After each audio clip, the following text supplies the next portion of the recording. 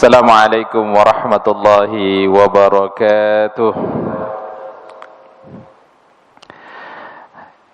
Innal hamdalillah nahmaduhu wa nasta'inuhu wa nastaghfiruh wa na'udzu billahi min shururi anfusina wa sayyiati a'malina. Man yahdihillahu fala mudilla lahu ومن يضلل فلن تجد له وليا مرشدا أشهد أن لا إله إلا الله وحده لا شريك له وأشهد أن محمدا عبده ورسوله اللهم صل على محمد وعلى آله وأصحابه ومن والاه ومن سار على نهجه القويم ودعا إلى صراط المستقيم إلى يوم الدين وسلم تسليما كثيرا قال الله عز وجل أعوذ بالله من الشيطان الرجيم يا أيها الذين آمنوا اتقوا الله حق تقاته ولا تموتن إلا وأنتم مسلمون فإن أصدق الحديث كتاب الله وخير الهدي هدي محمد صلى الله عليه وسلم وشر الأمور محدثاتها وكل محدثة بدعة وكل بدعة ضلالة وكل ضلالة في النار أما بعد إخواني في الله rahimani wa rahimakumullah. Alhamdulillah, pada sore hari ini dengan izin Allah Subhanahu wa taala kita dapat bertemu kembali dalam majelis ilmu. Mudah-mudahan kehadiran kita pada sore hari ini di majelis ini bagian dari bentuk rasa syukur kita kepada Allah sebagai seorang hamba yang dimana tujuan hidupnya diciptakan hanyalah untuk beribadah. Wa ma khalaqtul jinna wal ins illa liya'budun. Dan tidaklah aku, kata Allah, ciptakan jin dan manusia melainkan hanya untuk beribadah kepada Allah Subhanahu wa taala. Tak lupa senantiasa salawat dan salam kita sampaikan, curahkan kepada Nabi yang mulia, Nabi Muhammad sallallahu alaihi wasallam. Ikhwani fillah rahimani wa rahimakumullah. Tema kajian kita pada sore hari ini yaitu tentang membina rumah tangga Islami. Kenapa ini perlu kita sampaikan pada kajian ini? Karena salah satu faktor utama kebahagiaan seorang manusia terletak pada kebahagiaan rumah tangga.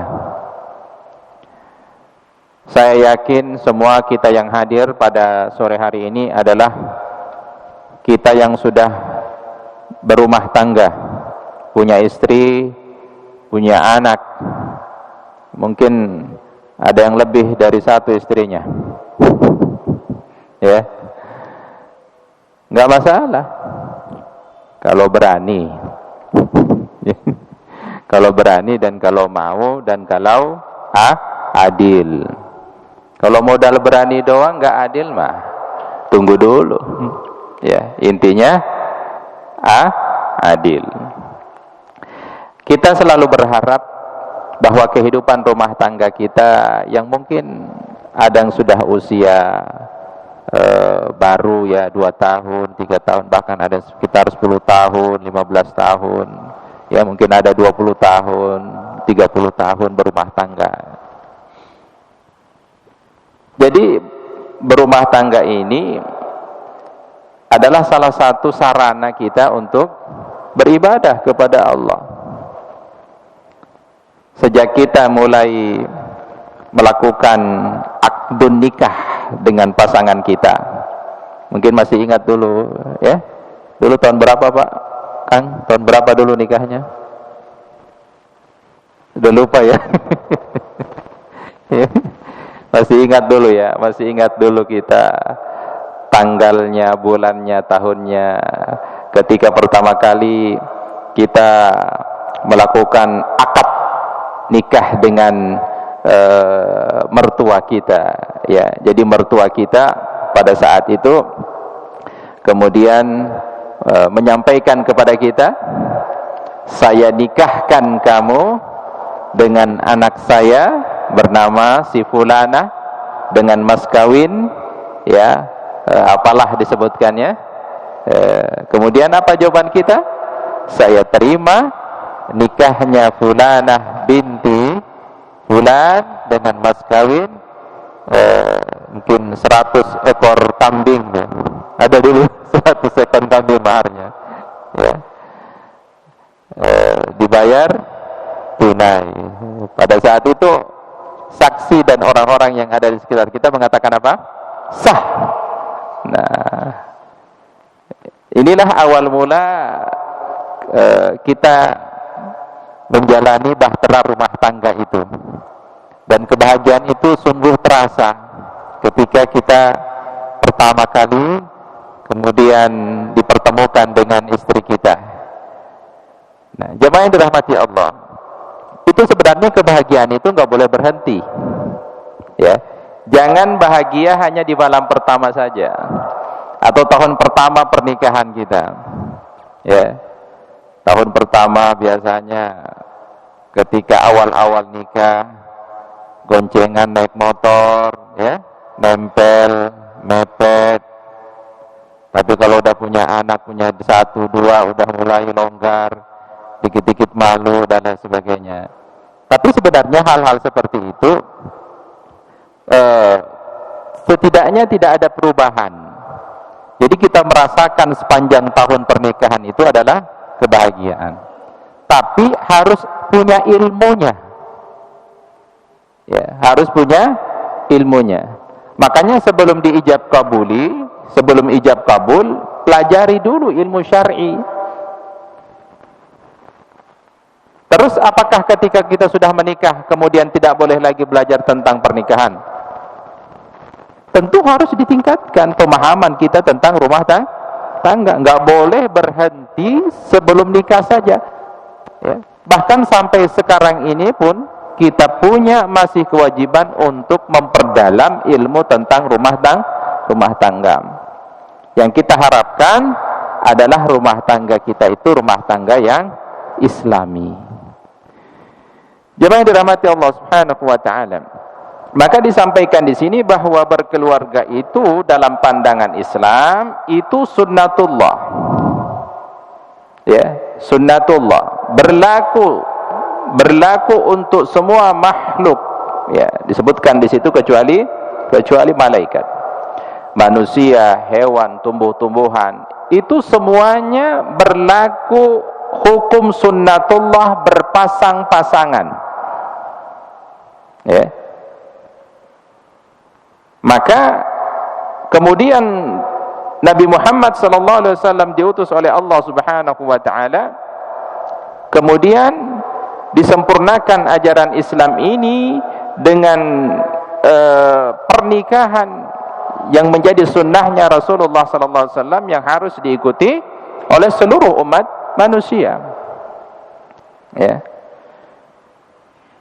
Ada fenomena menarik akhir zaman ini. Kalau kita lihat data statistik pernikahan, Pak, baik di Kementerian Agama maupun kantor urusan agama, rata-rata usia pernikahan kalangan perempuan itu sudah hampir mencapai 70% itu di atas umur 30 tahun.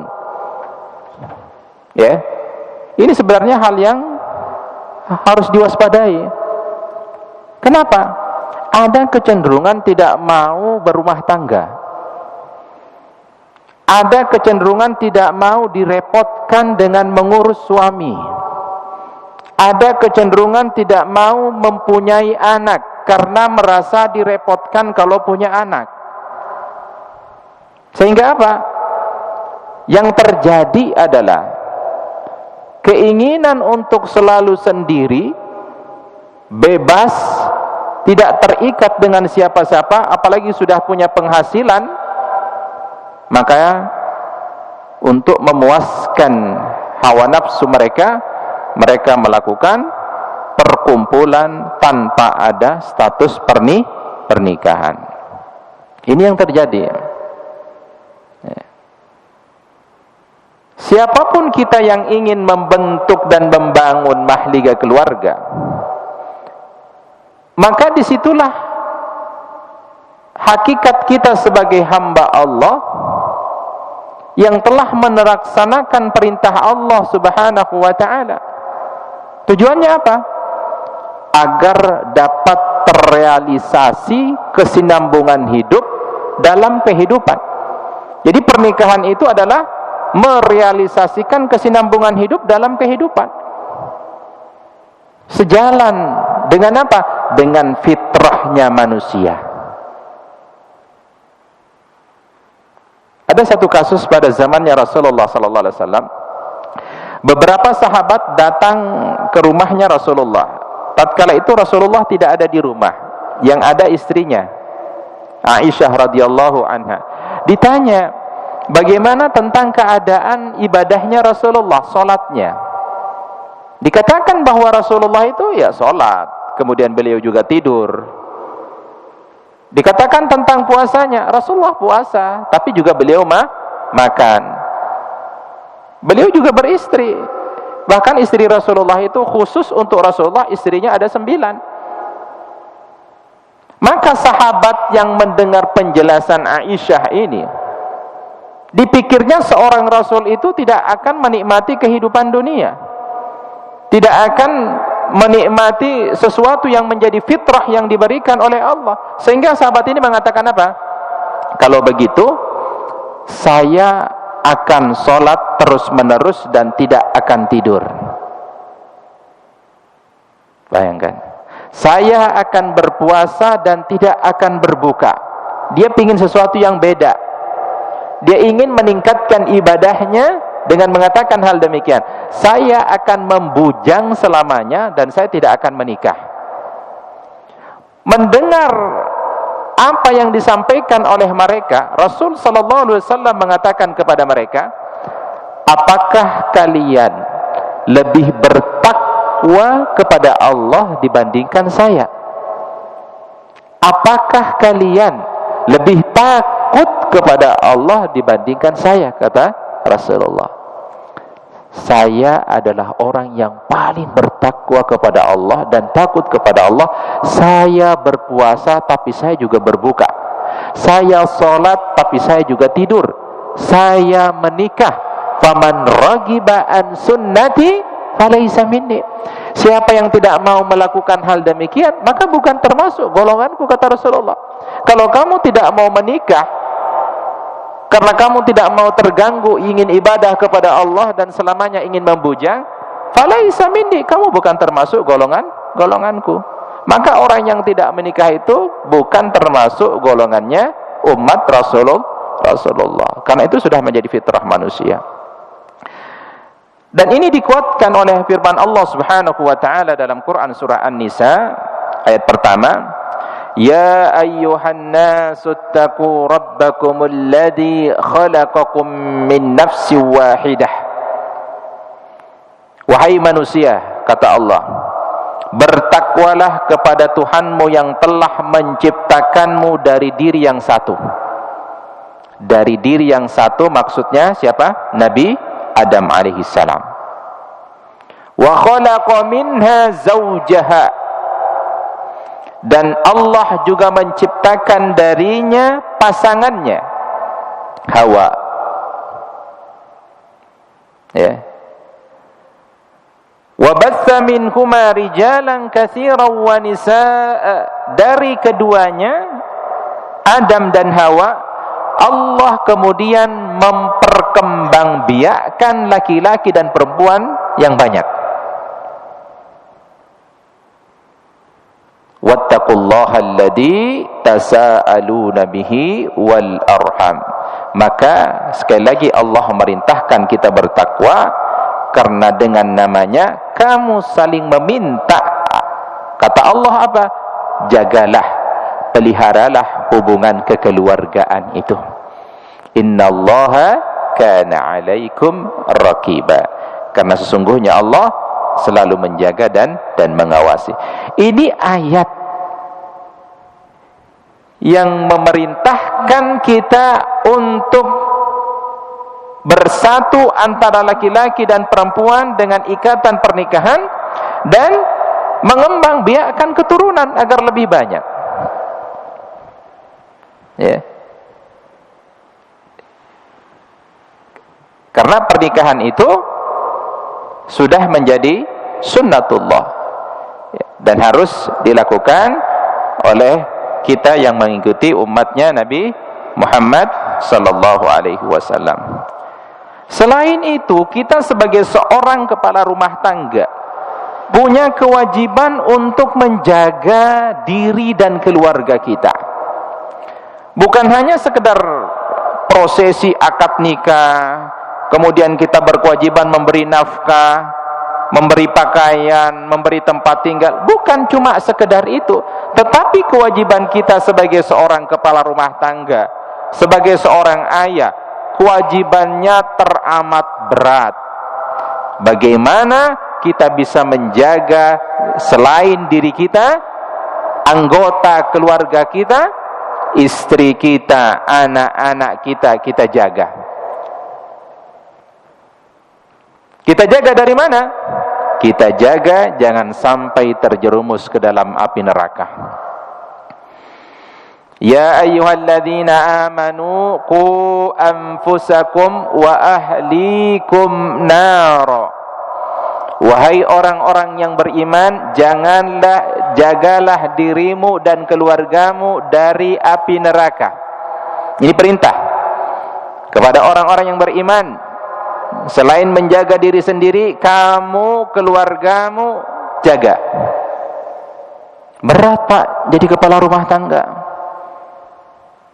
Bagaimana agar istri kita terhindar di ancaman neraka? Bagaimana dengan anak-anak kita? Maka seorang suami itu perlu paham agama. Bukan cuma sekedar nyari uang, tapi suami juga harus paham agama. Kenapa? Karena tugasnya menjaga anak dan istrinya agar tidak masuk neraka. Bagaimana mungkin dia bisa menjaga sementara dia tidak paham agama? Dirinya saja sendiri dia tidak bisa menjaga, apalagi menjaga keluarganya. Salah satu cara menjaga keluarga itu adalah paham agama dan mengajarkannya kepada anak dan istri kita. Suami itu harusnya punya waktu, misalkan dalam 1 minggu belajar agama. Semakin kita update pemahaman agama kita, tahu tentang pemahaman agama, apa yang harus kita lakukan, itu ajarkan kepada anak dan istri kita. Karena itu kewajiban kita. Kalau itu tidak terjadi, suami cuek, bodoh amat sama apa yang dilakukan oleh istri dan anak, begitu pula istri juga cuek dengan apa yang dilakukan oleh suami dan anak, sehingga tidak ada komunikasi. Sehingga yang terjadi apa? Karena munculnya kecurigaan, tidak ada pemahaman agama, maka terjadilah kekerasan dalam rumah tangga. Karena sudah tidak ketemu, saling curiga. Ya. Suami tidak percaya dengan istri, istri tidak percaya dengan suami. Maka terjadi apa? Kekerasan dalam rumah tangga. Berita-berita tentang KDRT itu bukan sesuatu hal yang baru kita dengar. Bahkan jumlahnya setiap tahun ada peningkatan jumlah kekerasan dalam rumah tangga. Ya, data terbaru tahun 2024 kita dapatkan dari websitenya Kementerian Pemberdayaan Perempuan dan Perlindungan Anak. Itu jumlah kasus tahun 2024 itu sebanyak 19.530, Pak. Kasus kekerasan dalam rumah tangga. Korbannya laki-laki ada. Bapak pernah itu lihat video seorang istri membakar suaminya. Lagi viral kemarin itu. Data terbaru korban laki-laki itu 4.245, Pak. Ini se-Indonesia. Korban perempuan lebih banyak lagi, 16.928. Ternyata kekerasan itu bukan cuma dilakukan oleh suami, istri juga ngelakuannya kepada suami. Ya. Apa yang menjadi penyebab semua ini? Tadi, karena tidak adanya pemahaman agama. Seorang suami tidak memiliki power, kekuatan untuk bagaimana mengajak anak istrinya taat kepada Allah. Malah suaminya yang takut kepada istrinya. Suaminya diatur oleh istrinya. Padahal laki-laki itu pemimpin bagi perempuan. Harusnya kita yang mengatur istri dan anak-anak kita. Nah, sebarannya terbanyak dari kasus itu ada di daerah, kalau kita lihat datanya di sini, ada di daerah Jawa, ya, Jawa Barat, Jawa Timur, ini Jawa Tengah, ini data yang paling banyak terjadi kekerasan dalam rumah tangga. Ya. Akhirnya apa yang terjadi? Ketika munculnya kekerasan dalam rumah tangga yang menyebabkan ketidakpercayaan lagi antara suami dan istri, berjalan masing-masing, suami berjalan dengan keinginannya, istri berjalan dengan keinginannya, anak-anak tidak tahu harus kepada siapa mereka mengadu karena masing-masing tidak bersatu. Rumah seperti neraka, rumah seperti kuburan, gak ada komunikasi. Inilah ambang terjadinya perceraian. Kalau sudah tidak ada komunikasi, kalau sudah tidak tegur sapa, kalau berjalan masing-masing, inilah kemudian membuka pintu syaitan agar suami istri itu harus bercerai. Karena perceraian itu adalah perbuatan yang dicintai syaitan, Pak. Syaitan suka kepada pasangan suami istri yang bercerai. Sebagaimana diriwayatkan dalam hadis riwayat Imam Muslim, inna iblis yada'u arsyahu 'alal ma'. Sesungguhnya iblis itu meletakkan singgasananya di atas lautan, singgasananya. Thumma yab'athu sarayahu fa'adnahum minhu manzilatan a'dhamuhum fitnah. Kemudian ia mengirimkan bala tentaranya, bala tentara iblis. Tentara yang paling dekat kedudukannya dengan iblis adalah yang menimbulkan fitnah paling besar kepada manusia. Itu dekat kedudukannya dengan iblis ketika ia paling banyak menimbulkan fitnah terhadap manusia. Yaji'u ahaduhum, seorang dari bala tentaranya itu datang kepada Raja Iblis. Kemudian fayaqul, dia berkata, fa'altu kada wa kada, aku telah melakukan ini dan itu. Fayaqul, rajanya Iblis menjawab, ma sana'ta syai'an, engkau itu belum melakukan apa-apa. Kalau hanya sekedar engkau menggoda manusia, dia tidak sholat.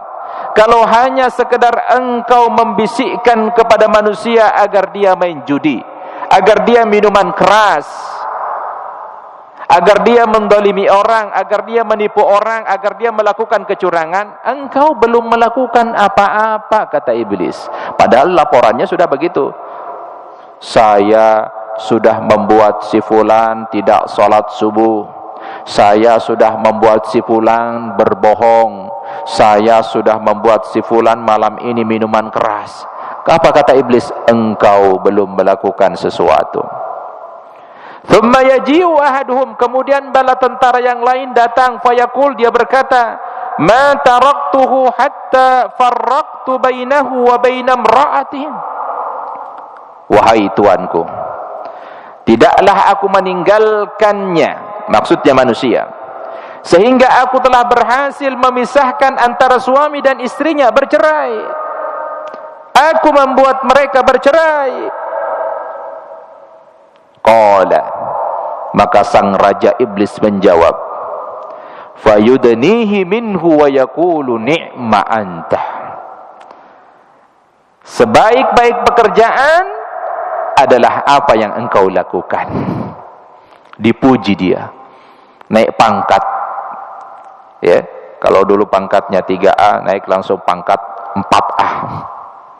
Karena telah berhasil memisahkan pasangan suami istri, menjadi bercerai.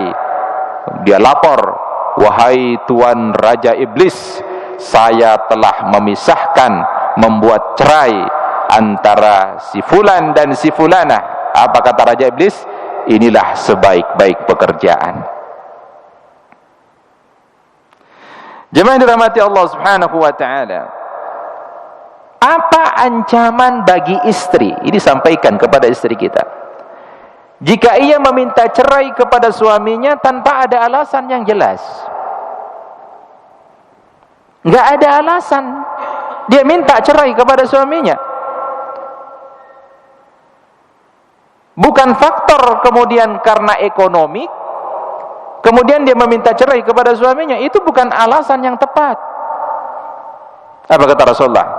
Ayyuma imra'atin sa'alat zawjaha at-talaq, siapa yang wanita menuntut cerai kepada suaminya min ghairi ma ya'zin, tanpa ada alasan yang benar, fa haramun 'alaiha raihatul jannah, maka haram atasnya aroma surga. Aromanya saja dia enggak cium, apalagi mau masuk surga. Minta cerai kepada suami tanpa ada alasan yang jelas, yang syar'i. Sudah masuk maghrib ya? Baik, fadal, yang puasa bisa langsung berbuka dulu. Nanti kita lanjutkan pada maghrib. Baik, jemaah dirahmati Allah, kita lanjutkan.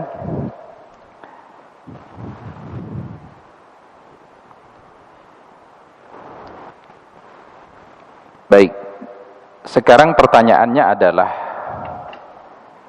seperti apa rumah tangga yang bahagia itu?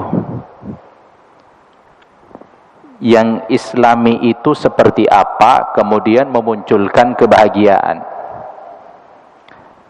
Saya rangkum dari berbagai macam buku, sedikitnya ada 6 indikator keluarga itu atau rumah tangga itu bisa dikatakan bahagia. Ini sedikitnya, Pak. Indikator yang pertama, rumah tangga atau keluarga itu dapat bahagia apabila di dalamnya ditanamkan nilai-nilai agama. Ini yang pokok. Makanya kita taruh nomor 1, penanaman nilai-nilai agama. Yang kedua, rumah tangga yang bahagia itu indikatornya adalah istri taat kepada suami. Ya. Yang ketiga, suami dalam memberikan nafkah yang cukup. Yang keempat, istri bagaimana menjaga penampilannya agar tetap cantik di mata suaminya. Yang kelima, menciptakan keromantisan dalam rumah tangga. Sekali lagi dari awal kita sampaikan, bukan hanya pada malam pertama saja, tapi jadikan semua malam-malam, meskipun usia pernikahan kita sudah 30 tahun, 20 tahun, jadikan semuanya menjadi nilai romantis. Dan indikator yang keenam adalah memiliki keturunan. Ini 6 indikator rumah tangga yang bahagia itu. Kita akan bahas satu-satu. Yang pertama adalah indikator yang pertama, rumah tangga itu dihiasi dengan nilai agama. Imam Ad-Dakhak dan Maqatil berkata tentang firman Allah yang terdapat dalam Quran surah At-Tahrim ayat 6 yang awal kita bacakan, ya ayyuhalladzina amanu qu anfusakum wa ahlikum nara. Apa kata beliau? Haqqun 'alal muslimi ayyu'allima ahlahu. Menjadi kewajiban seorang muslim itu untuk mengajari keluarganya. Karenanya seorang ayah itu harus paham tentang agama, harus belajar agama agar ia bisa mengajari kepada anak dan istrinya, karena itu kewajibannya. Min qurabatihi wa imaihi wa abidihi, termasuk kepada kerabatnya, ya, kepada hamba sahayanya. Ma faradallahu alaihim wa ma nahahumullahu anhu. Jadi seorang suami ini mengajarkan perkara-perkara yang wajib yang Allah perintahkan dan larangan yang Allah larang. Jadi diajarkan kepada istri dan anak-anak kita, ini loh nak, ini loh mi, ini adalah aturan atau perintah-perintah Allah. Sampaikan. Ini larangan-larangan Allah. Sampaikan. Karena itu kewajiban kita mengajarkan kepada mereka. Punya anak perempuan sudah masa balik, sampaikan kepada anak kita. Nah, perintah Allah kepada anak perempuan supaya menutup aurat, agar dia tidak lagi keluar menampakkan auratnya. Itu tanggung jawab kita. Sampaikan kepada istri kita, kewajiban dia adalah menjaga dirinya, menutup auratnya yang hanya bisa ditampakkan kepada orang-orang tertentu saja. Kalau suami sudah cuek dengan perkara agama, itu tanda kehancuran dalam rumah tangganya. Jemaah yang dirahmati Allah Subhanahu wa taala, maka perintahkan keluargamu untuk salat. Allah Subhanahu wa taala berfirman dalam Quran surah Thaha 132, wa'mur ahlaka bis-shalah. Perintahkanlah kepada keluargamu mendirikan salat. Kepada istri dan kepada anak-anak mereka, anak-anak kita, ya. Perintahkan mereka salat. Wastabir 'alaiha, hendaklah kamu bersabar dalam mengerjakannya. Jika mungkin kita punya anak, ketika dibangunin untuk sholat malas, ya, disuruh sholat malah main game, disuruh sholat malah kabur. Apa kata Allah? Wastabir 'alaiha, sabar, sabar, ya. Ada aja jawabannya. Ayo sholat dulu, nanti main gamenya lagi. Kayak kita bener tahu dia. Sabar napa ya? Bener dia nyahut kan? Sabar napa? Iya, ini mau sholat. Sabar napa ya? Tahu dia bahwa kita suruh sabar. Ya. Ntar ya 10 menit lagi nih mau selesai gitu kan. Ada aja jawabannya. La nas'alu rizqa, kami tidak meminta rezeki kepadamu, kata Allah. Kami memerintahkan engkau salat, kami tidak meminta rezeki kepadamu. Nahnu narzuquk, justru kamilah yang memberikan engkau rezeki. Wal 'aqibatu littaqwa, akibat dari ketakwaanmu itu. Ya, makanya kalau ada orang yang belum menikah masih bujang, jangan takut menikah. Karena kata Allah, nahnu narzuq, kami yang memberikan rezeki. Kamu jangan takut. Kadang bujang ini punya prinsip juga, yang masih bujangan. Ntar aja dah kalau punya rumah baru nikah. Ntar aja kalau udah punya mobil baru nikah. Ntar aja kalau udah jadi manajer baru nikah. Ya kalau nggak jadi manajer emang nggak nikah-nikah. Kalau kita lihat Pak, kebanyakan orang mencapai puncak kesuksesannya itu setelah menikah. Karena Allah udah tahu, nahnu narzukuk, kami yang berikan rezeki. Ada satu riwayat dari Aisyah radhiyallahu anha, kana Nabi sallallahu alaihi wasallam yusalli wa ana raqidah mu'taridah ala firashi. Nabi SAW salat sedangkan aku tidur di atas ranjangnya dengan membentangkan di hadapannya. Fa idza arada ayyutira ayqadani fa autartu. Ketika akan witir beliau membangunkanku hingga aku pun salat witir bersama Rasulullah. Ini yang disampaikan oleh Aisyah. Maka inilah dalil yang menunjukkan bahwa menyentuh perempuan itu tidak membatalkan wudu. Aisyah mengatakan bahwa Rasul sallallahu alaihi wasallam salat di hadapannya, seketika akan witir Rasul membangunkan Aisyah. Ya. Ini yang dinamakan dengan apa? Memerintahkan keluarga kita untuk salat. Ya. Termasuk anak kita, muru auladakum bis-shalah wa hum abna'u sab'i sinin. Perintahkan anak-anakmu kalian untuk salat ketika mereka berumur 7 tahun. Perintahkan mereka kalau sudah umur 7 tahun. Wadribuhum 'alaiha wa hum abna'u 10 sinin. Kalau mereka usia 10 tahun tidak mau salat, pukullah mereka. Tapi yang dimaksud memukul ini jangan sampai mencederai, Pak. Mentang-mentang suruh mukul ambil rotan.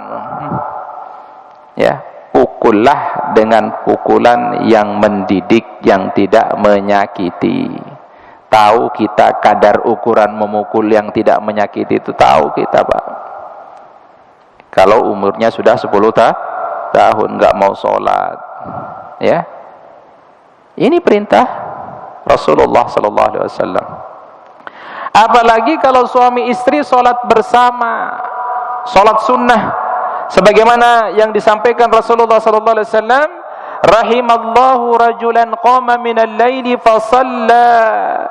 Allah merahmati seorang laki-laki yang bangun di waktu malam lalu dia mengerjakan salat, wa aiqada imra'atahu fa shallat, ia membangunkan istrinya lalu si istri mengerjakan salat bersamanya. Fa in abat nadha fi wajhihal ma. Ketika istrinya enggan untuk bangun, ia ambil air, ia percikkan ke wajah istrinya supaya bangun. Allah merahmati seperti ini Pak. Seorang laki-laki yang bangun tengah malam jam 3, jam 2 sholat malam, dia pingin bangunkan istrinya. Kalau istrinya malas bangun, ambil air, percikkan Pak. Jangan pakai gayung diguyur, bukan malah bangun, malah marah nanti istrinya. Ya. Masya Allah, luar biasa rumah tangga yang dibangun dengan sholat bersama. Tentu yang dimaksud di sini adalah sholat sunnah. Yang kedua, rumah tangga yang bahagia itu adalah istri taat suami. Ya, istri taat suami. Maka kendali rumah tangga itu ada pada suami. Bukan suami kemudian takut sama istri, apa-apa dikendalikan oleh istri. Ini salah, nggak ada prinsip seperti ini.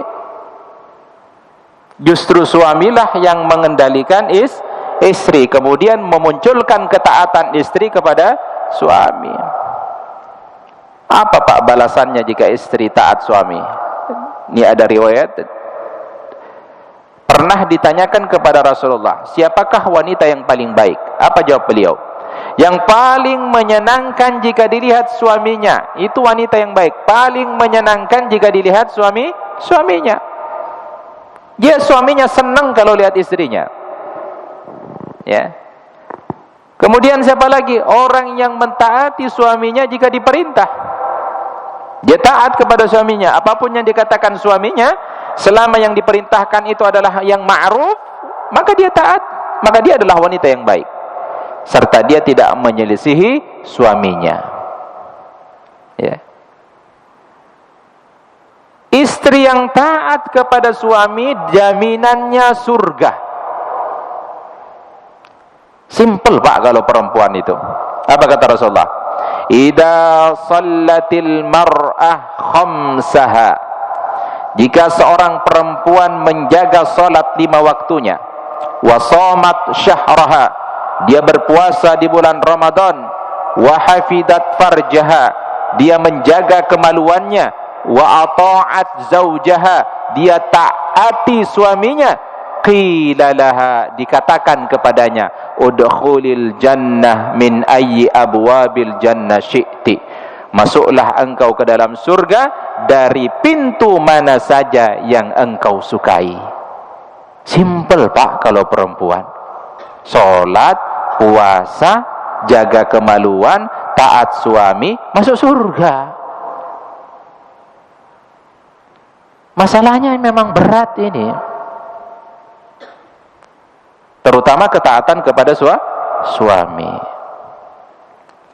Yang ketiga, indikator rumah tangga yang bahagia itu adalah memberikan nafkah yang cukup, bukan banyak, cukup Pak, cukup. Ya, kalau beli mobil cukup, beli rumah cukup, beli apartemen cukup. Ya. Kenapa? Karena kewajiban suami memberikan nafkah yang halal dan baik bagi keluarganya. Antutaimaha idza ta'imta, engkau memberinya makan sebagaimana engkau makan. Ini jangan dibedakan. Bapaknya makan sama teman-teman di luar restoran yang mewah, habis jutaan. Istri sama anak-anaknya makan ikan asin di rumah, makan telur sama mie. Bapaknya tiap malam ngumpul sama teman-teman reuni di restoran ini, restoran itu. Jangan Pak. Ya, kalau mau bungkusin, bawa pulang. Ini nyampe rumah megang perut lagi, lapar nih. Jangan, kasihan anak istri kita. Makanlah apa yang kita makan, berikan kepada mereka apa yang kita makan. Kalau yang kita makan nasi padang harganya satu porsinya 50.000, kasih ke mereka yang sama. Kita nasi padang dikasih nasi warteg. Ya. Jika engkau berpakaian, kasihlah mereka pakaian. Wala tadribil wajha, jangan kamu pukul muka istri kamu. Wala tuqabbih wala tahjur illa fil bait, dan engkau tidak menjelek-jelekkannya serta tidak membaikotnya. Artinya jangan diomongin kejelekan istri, jangan pukul wajahnya, jangan diomongin kejelekannya. Bini gua mah payah. Kalau udah ngomong bini gua mah payah mah udah repot ya. Saya pulang jam segini belum masak-masak. Aduh, cucian piring sampai udah 3 hari. Ya udah cukup bapak aja yang tahu, jangan sampai diceritakan kepada orang lain. Karena itu kekurangan kita juga. Kenapa kita nggak ngasih tahu? Ya. Ada satu riwayat dari Aisyah. Hindun binti Utbah, istrinya Abu Sufyan, pernah mengadu kepada Rasulullah. Katanya begini, wahai Rasul, Abu Sufyan itu orang pelit. Abu Sufyan itu orang pelit. Ia tidak memberikan kepadaku nafkah yang mencukupi aku dan anak-anakku, sehingga, kata Hindun, membuat aku mengambil uangnya, hartanya, tanpa sepengetahuannya. Apakah aku berdosa? Kata Hindun. Jadi Hindun ini suaminya pelit, akhirnya dia ngambil uangnya, suaminya diambil, mungkin ditaruh di kantong ya, dompetnya diambil sama dia uangnya. Apa kata Rasulullah? Khudili min malihi bil ma'ruf ma yakfiki wa yakfi baniki. Ambillah dari harta suamimu apa yang mencukupi anak-anakmu dengan cara yang patut. Makanya bapak jangan heran kalau misalkan uang di dompet kok kurang aja ini, perasaan 500 sekarang jadi 300. Ya. Tapi kalau kita sudah memang merasa cukup memberikan nafkah, ya tidak boleh bagi seorang istri untuk mengambil, harus izin suami. Tapi kalau kita merasa pelit terhadap anak dan istri kita, jangan salahkan kalau mereka ambil sendiri. Itu hak mereka. Tiba-tiba yang 1 juta di kantong jadi habis semua. Ya. Kenapa jemaah yang dirahmati Allah? Karena nafkah kepada keluarga itu lebih afdol. Dinarun anfaqtahu fi sabilillah, 1 dinar yang engkau nafkahkan di jalan Allah. Wa dinarun anfaqtahu fi raqabah, 1 dinar yang kau keluarkan untuk merdekakan budak. Wa dinarun tasaddaqta bihi ala miskin, 1 dinar yang kau berikan kepada orang miskin. Wa dinarun anfaqtahu ala ahlika, 1 dinar yang kau berikan kepada keluargamu. A'dhamuha ajran alladhi anfaqtahu ala ahlika, lebih utama 1 dinar yang kau berikan kepada keluargamu. Maka jangan hitung-hitungan Pak kalau sama keluarga. Itu lebih baik bapak ngasih infak kepada orang miskin, lebih afdol ngasihnya kepada anak istri. Ya. Jangan tanggung-tanggung. Perasaan baru Senin kemarin saya kasih 500 sudah habis, mau dibeliin apa sih Mi? Ya. Ya, jadi nggak usah hitung-hitungan kalau sama keluarga. Kenapa? Pahalanya besar Pak. Innaka lan tunfiqa nafaqatan tabtagi biha wajhallah, sungguh tidaklah engkau menginfakkan harta dengan tujuan mengharapkan wajah Allah, illa ujirta 'alaiha, kecuali kamu akan mendapatkan pahalanya. Hatta ma taj'alu fi imra'atik, sampai makanan yang kamu berikan kepada istrimu engkau akan mendapatkan pahalanya di sisi Allah. Ngasih makan bini Pak itu dapat pahala. Apalagi kalau sampainya dibawa keluar makan di restoran yang mewah, oh, senang. Ya, harus dijadwalin Pak. Ya minimal sebulan sekali makan di restoran, nyari tempat. Nanti ajak anak-anak, ayo kita makan di sini. Senang nggak mereka? Senang. Pada ngumot mulu, ya Pak. Telur dadar lagi. Sekali-kali aja keluar restoran yang mewah, nginep di hotel bareng, makan makanan enak, nyenengin istri anak, itu pahala Pak. Saya memang orang yang paling sering itu ngajak anak-anak makan di luar tuh. Sengaja nyewa hotel cuma semalam bareng keluarga, pagi makan di hotel, seneng kan banyak itu. Seneng mereka. Terus berenang, habis siangnya pulang, udah seger lagi. Ya, mengikat kebersamaan dengan keluarga. Ya. Jangan sekali-kali dibawa makannya di pinggir jalan gitu, tiap hari di pinggir, pecel lele mulu kata istri.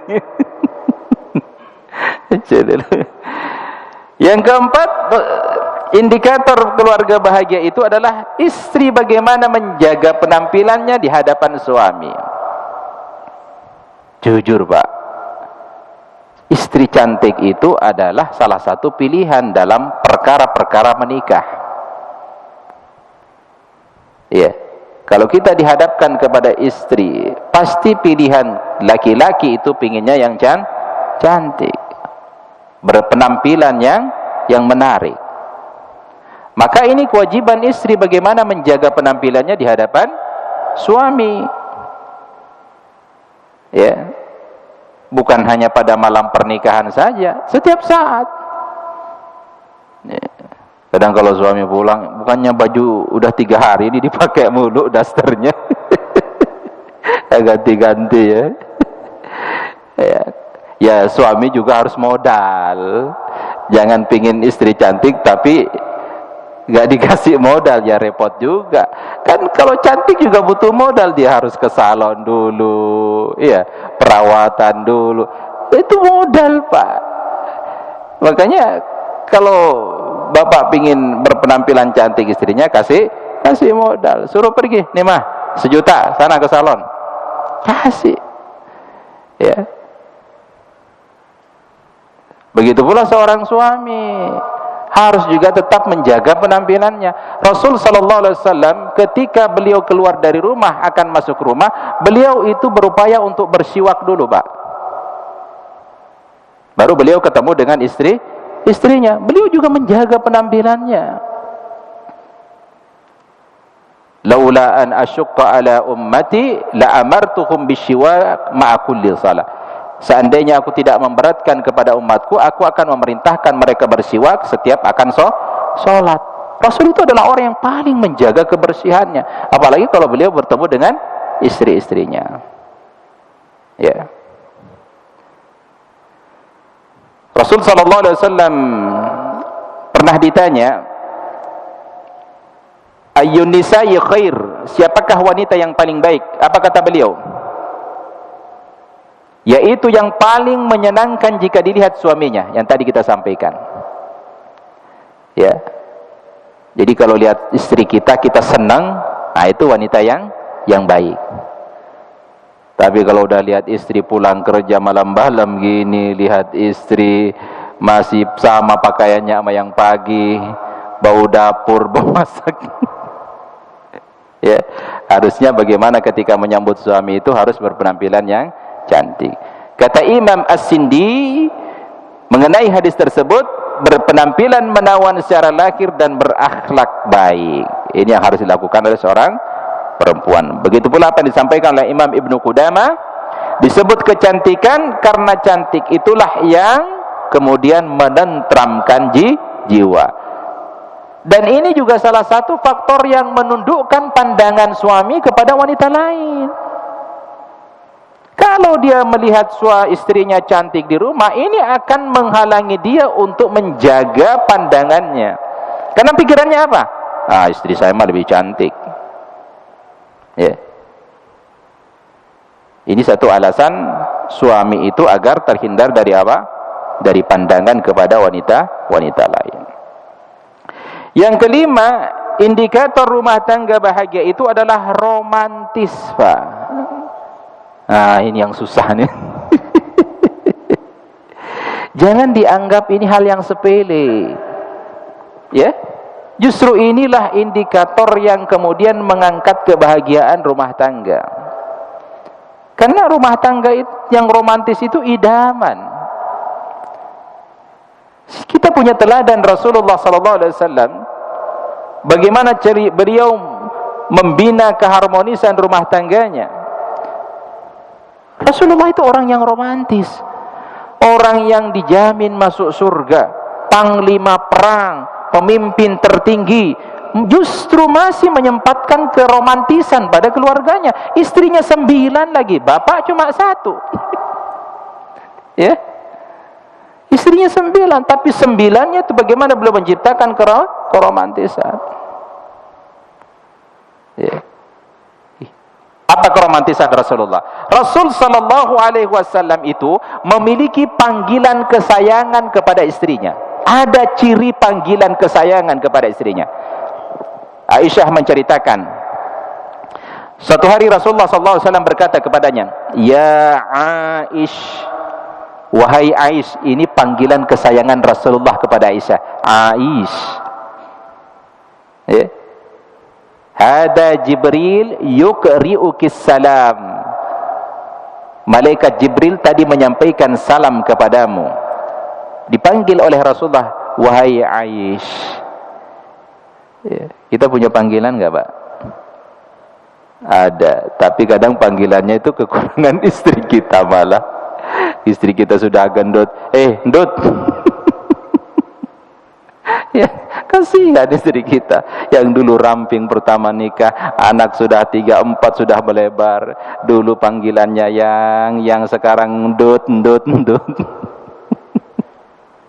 Ya, bahkan udah panggil namanya saja. Ya Allah. Ya. Jadi munculkan panggilan-panggilan kesayangan. Malulah Ustaz, usia pernikahan kita udah 30. Pak, Rasulullah ya masih melakukan demikian, Pak. Kenapa kita malu? Kecuali melakukannya kepada istri orang. Ya. Istri sendiri, kenapa kita harus malu melakukan panggilan-panggilan kesayangan? Ya. Kemudian Apa keromantisan Rasulullah berikutnya? Minum dan makan bersama. Ini dia. Minum dan makan bersama. Rata-rata hal-hal seperti ini pasti diriwayatkan oleh Aisyah, karena Aisyah yang mengalami. Kata Aisyah apa? Aku minum ketika aku sedang dalam keadaan haid, kemudian aku memberikannya kepada Nabi SAW, lalu beliau meletakkan mulutnya pada tempat bekas mulutku tadi di gelas. Tuh, romantis gak itu? Jadi Aisyah minum, ya, dikasih kepada Rasulullah. Rasul minum di tempat bibirnya Aisyah meletakkan tadi. Coba kalau kita gitu, Pak, dikasih, ganti dong gelas baru aja. Minta gelas baru. Ya, Rasul melakukan hal demikian, Pak. Kalau perlu difoto, Pak, difoto, kirim ke istrinya. Ya. Ya Allah. Memang kalau bicara tentang keromantisan itu kadang-kadang menjadi satu hal yang tabu bagi kita, padahal Rasul sendiri yang mengajarkan. Ya, seolah-olah kita tidak bisa mengulangi itu. Apalagi kalau udah punya anak, di hadapan anak-anak, ingin dianggap wibawa, ya, sehingga nggak bisa melakukan hal-hal yang romantis. Nabi kita sendiri melakukan itu. Sering mencium istri. Nah, ini nih, Pak, kapan terakhir kita cium istri kita? Ya mungkin pas akad nikah. Waktu dicium keningnya akad nikah, habis itu udah. Ya. Padahal Rasulullah SAW dari Aisyah pernah mencium salah seorang istri beliau, kemudian beliau keluar untuk sholat, sedangkan beliau tidak berwudu lagi. Mau sholat, pergi ke masjid, nyium bini dulu, Pak. Ini juga dalil yang menunjukkan bahwa nyium istri itu tidak membatalkan wudu. Ya. Jadi kalau kita mau pergi kemana-mana, apalagi berangkat kerja, usahakan cium istri dulu. Ya. Ini bukan budaya Barat. Jangan salah kaprah, Pak, itu kan budaya Barat. Jangan, ini Rasulullah yang melakukan hal demikian. Ya, kalau kita berangkat, istri cium tangan kita, kita cium keningnya, yang romantis, Pak. Ya. Besok dipraktikkan, nanya istrinya, ada apa ini, kok beda ini? Ya, kok beda?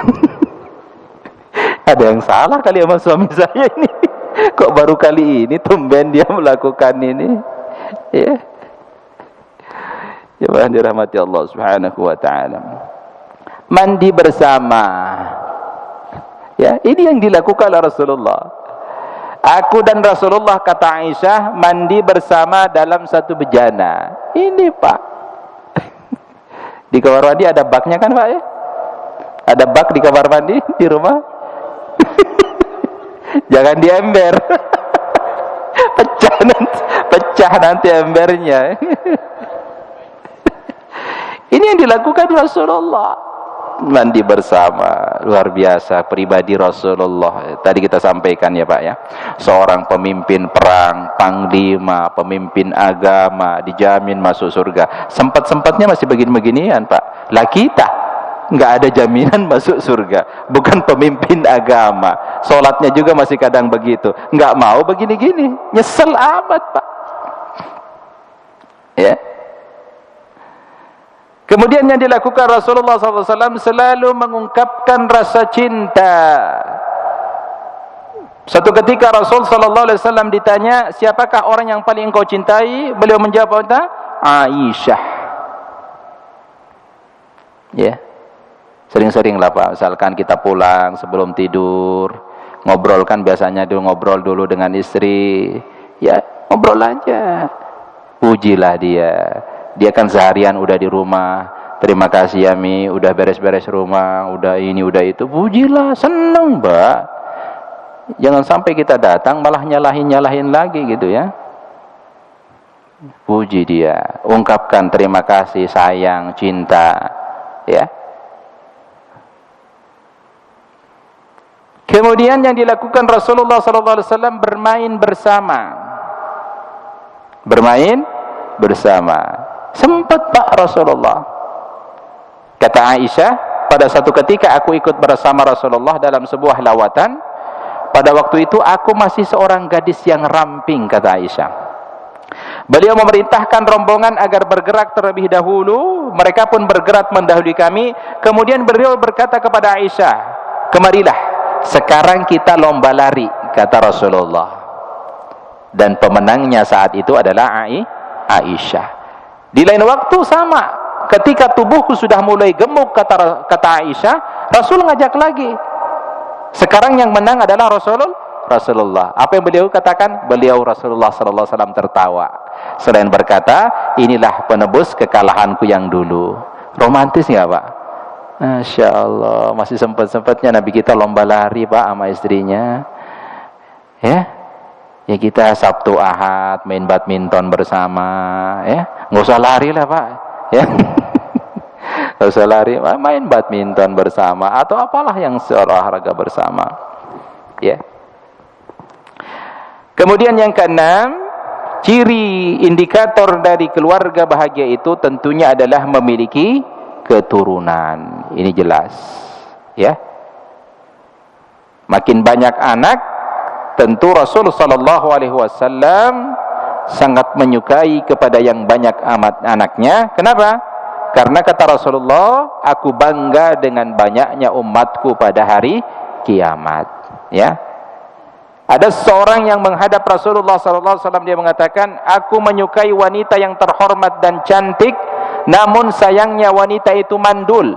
Cantik, terhormat, tapi mandul. Kata laki-laki ini, apakah aku boleh menikah dengannya?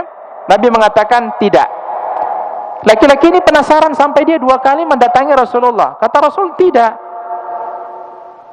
Sampai Rasul mengatakan, tazawwaju al-waduda al-waluda, nikahilah wanita penyayang yang subur, yang punya banyak keturunan, ya.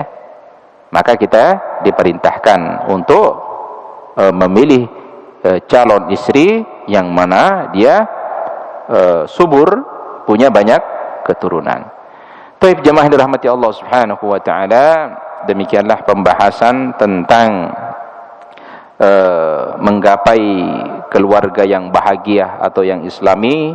6 indikator yang tadi kita sebutkan ini memang indikator yang sedikit, paling masih banyak ya indikator-indikator yang lain mengarah ke sana.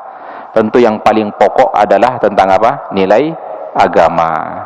Ajarkan tauhid sejak dini kepada anak kita sebagaimana yang diajarkan oleh Luqman kepada anaknya. Ya bunayya la tusyrik billah, wahai anakku, jangan engkau sekutukan Allah, inna syirka la zulmun azim, karena sesungguhnya kesyirikan itu adalah kezaliman yang besar. Sampaikan kepada anak kita, ya. Tapi barangkali ada yang ingin disampaikan. Fadhal, Pak.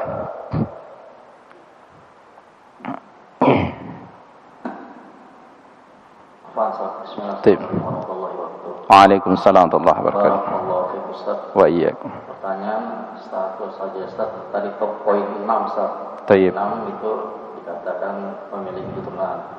Yang tadi telah Ustaz jelaskan, kita jangan mencari calon pasangan yang katakanlah mandul.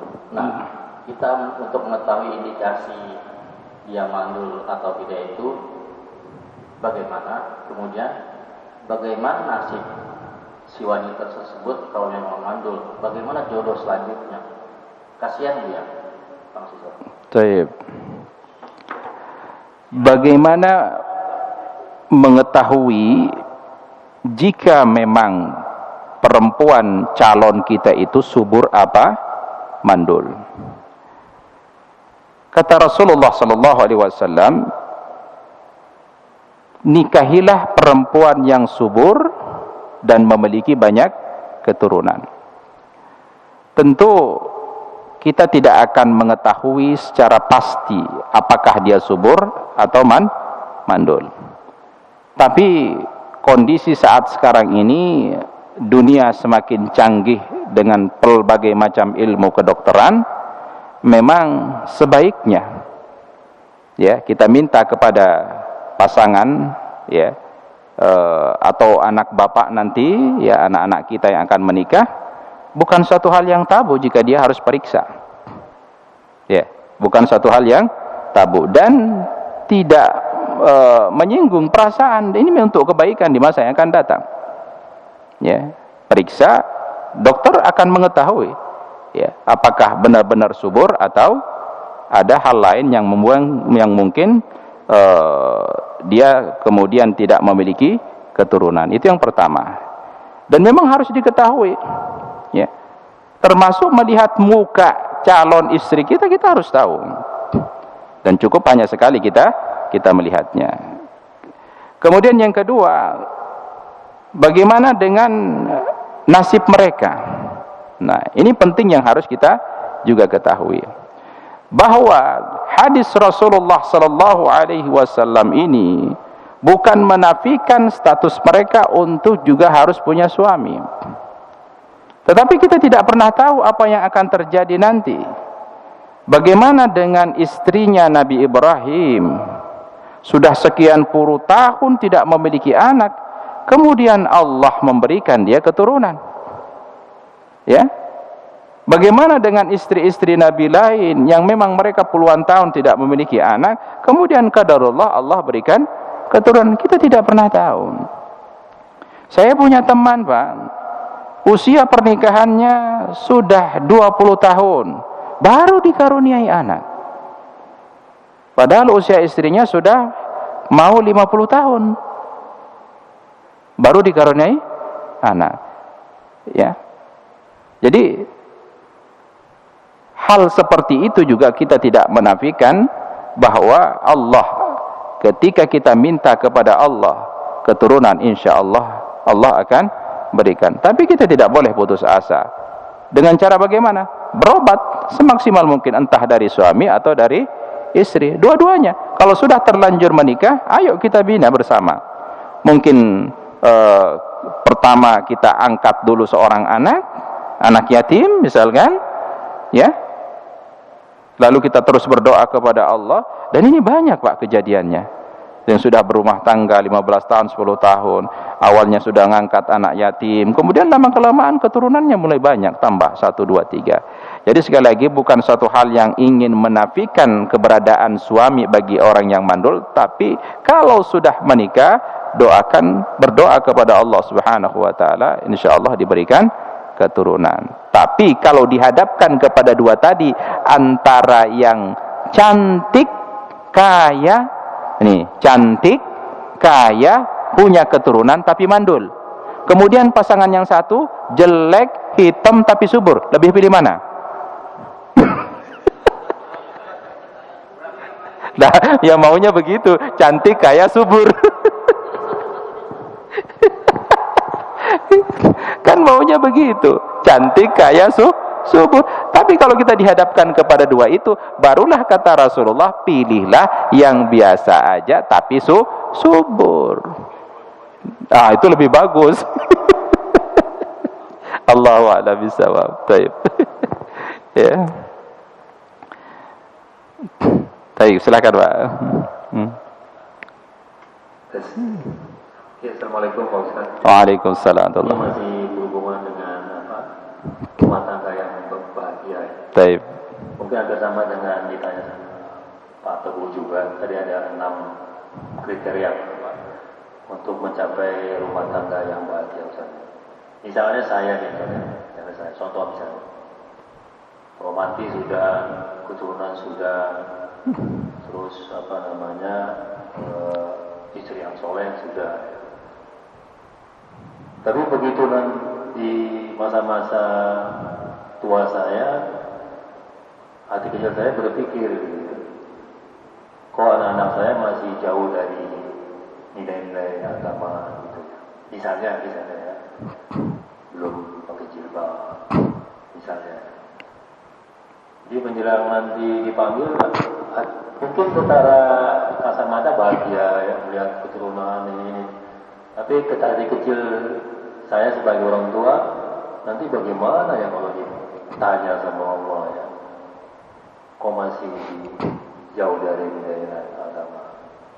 Nah itu bagaimana Pak Ustaz ya, untuk salah satunya untuk bisa menenangkan hati kita sebagai orang tua jika Di salah satu 6 tadi itu masih ada yang belum lengkap. Kira-kira. Terima kasih Pak Ustaz. Tayyib, barakallahu fiik. Allah Subhanahu wa taala berfirman, "Innaka la tahdi man ahbabta, walakinnallaha yahdi may yasha." Bukan engkau yang memberikan petunjuk meskipun kepada orang yang engkau cintai, tetapi yang bisa memberikan petunjuk adalah Allah. Ya. Jadi kita tidak bisa memberikan petunjuk kepada anak kita supaya dia harus pakai jilbab, supaya dia harus menutup aurat, supaya dia sholat. Tidak, itu bukan kapasitas kita. Lalu apa yang harus kita lakukan? Yang harus kita lakukan adalah dakwah, menyampaikan kepada mereka, ini loh nak perintah Allah tentang menutup aurat. Ini loh nak ganjaran yang akan Allah berikan kepada wanita yang menjaga auratnya. Sampaikan itu. Masalah anaknya mau berubah apa tidak, doakan kepada Allah. Bapak sudah melakukan kewajiban, bapak sudah lepas dari tanggung jawab.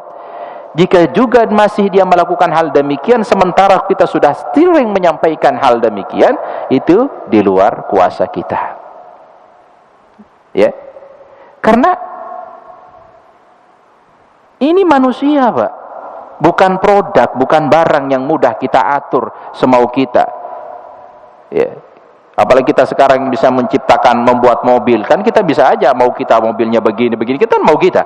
Tapi ini manusia. Dia punya perasaan, dia punya akal, dia punya hati. Ya. Ada sifat fujurnya, ada sifat takwanya. Tidak bisa. Yang memberikan petunjuk itu adalah Allah. Tapi kita sebagai seorang ayah tetap harus mengingatkan mereka. Bapak sudah terlepas. Jika kita sudah menyampaikan kepada mereka kemudian mereka melakukan itu, serahkan kepada Allah. Ya. Yang akan salah adalah ketika kita membiarkan, tidak memberikan peringatan. Kita bodoh amat. Ya terserah kamulah mau ngapain. Tapi kita nggak pernah ngasih tahu mereka. Itu yang keliru. Maka kita yang salah sebagai kepala rumah tangga. Karena kita tidak pernah memberikan peringatan kepada mereka. Karena kita tidak pernah ngasih tahu mereka. Nah, jadi kalau kita sudah tahu hal demikian, hendaklah kita menyampaikan tentang hukum-hukum Allah. Masalah mereka berubah apa tidak, sekali lagi itu datangnya dari Allah Subhanahu wa taala. Allahu a'lam bishawab. Rasulullah sallallahu alaihi wasallam bersabda, kullu ma'rufin sadaqah. Setiap kebaikan itu bernilai sedekah. Yang dimaksud di sini adalah ketika kita sudah menafkahkan, memberikan nafkah kepada anak dan istri kita dan kita rasa sudah cukup, maka tidak salahnya kita berbagi kepada orang lain semampu kita. Ya. Semampu kita. Yang jadi salah adalah saat kita berinfak kepada orang lain, kepada fakir miskin, kepada pembangunan masjid, mushola dan lain sebagainya, sementara kita tidak memberikan nafkah kepada anak istri kita, itu yang salah. Kita terlantarkan mereka, kita jor-joran nyumbang ini, nyumbang itu yang salah. Baik. Hendaknya ketika kita memberikan infak kepada orang lain, yang selalu diharapkan adalah ridha Allah. Ya. Kalau atas dasar kasihan, ya berarti secara niat ada unsur menghilangkan keridhaan Allah. Karena yang ada adalah belas kasihan. Ya. Tapi kalau yang kita lakukan tidak perlu ada memunculkan kasihan, tapi berikan saja karena memang kita betul-betul mengharapkan ridha Allah. Ya. Apakah dengan kasihan kemudian kita akan mendapatkan ridha Allah? Ada dua kemungkinan. Ya, ada dua kemungkinan. Kalau kita memberikannya atas dasar kasihan, berarti kita menafikan sesuatu atas apa yang diberikan oleh Allah. Tetapi kalau landasan utamanya adalah saya berikan kamu karena Allah dan juga rasa kasihan saya, itu yang dapat. Jangan kasihannya dulu yang diutamakan, tapi ridha Allah yang diutamakan. Mungkin dibarengi dengan kasihannya, itu akan tetap dapat ridha Allah. Ya. Jadi apa yang kita lakukan itu utamanya harus mencari ridha Allah Subhanahu wa taala. Ya. Sekali lagi, kalau pertama landasannya kasihan, itu akan menafikan ridha Allah.